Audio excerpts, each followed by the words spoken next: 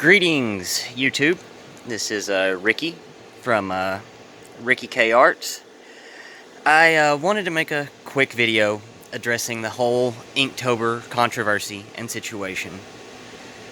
As many of you in the art community have probably already heard, the creator of Inktober, Jake Parker, has been accused of plagiarism of another artist, Alfonso Dunn's book.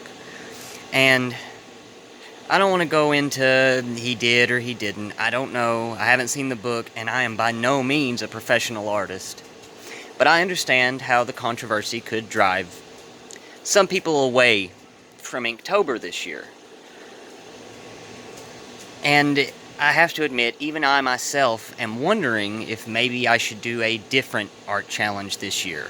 I do want to do a 31-day art challenge involving ink, because inking is one of the things I'm worst at, and I would really like to improve, as I'm sure many artists are in love with Inktober as much as I am. And I'm not gonna lie, I've been looking forward to this challenge since last October. I love Inktober, and last October was the first Inktober I ever participated in.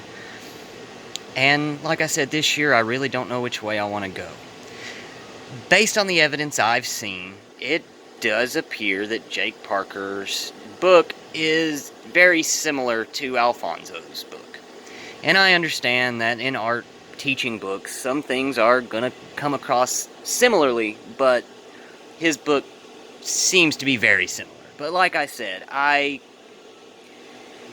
don't know. I'm not a professional artist. I don't know if he did or didn't, or if it's all a coincidence, and plus the book isn't even out yet. So I say, give the book time to come out, go over it, see if it's plagiarism or not. But I do understand if artists don't want to participate in Inktober or want to find a new challenge to participate in this year. But that aside, I wanted to give some recommendations on sketchbooks that are good for ink. That would be good for Inktober, I should say. And one of my first recommendations is the Master's Touch. It's 80 sheets, so if you only drew on one side, you would have, 40. You could do 40 drawings, which would be enough for the 31 days of Inktober.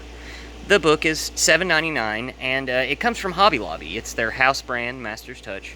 And Hobby Lobby often has coupons for 40% off, which would make this sketchbook ridiculously cheap. This one here, I don't think I have done anything with. No, this is the one that I have used. This is the one I have used. But, I wanted to show here if I can find my page. Okay, here we go. This is some ink test pages here, and as you can see, I really laid the black acrylic ink down here, and it ghosted through a little bit, but there was no bleeding. And there was another page here. I used all kinds, ballpoint, brush pens, dip pens, fountain pens, and as you can see, there's a drawing on the other side. Some of them ghosted a little, but none of them straight bled through. The same with my dip pen test here. None of it bled through. So these Master's Touch sketchbooks seem to be really good for Inktober. I would say, I would recommend. And also, I've used watercolor in them, and no bleeding. I would highly recommend this sketchbook for the price if you're just gonna use, ink, pen and ink. But also, I'm a watercolor artist. I love watercolor. I'll probably incorporate watercolor into my Inktober this year.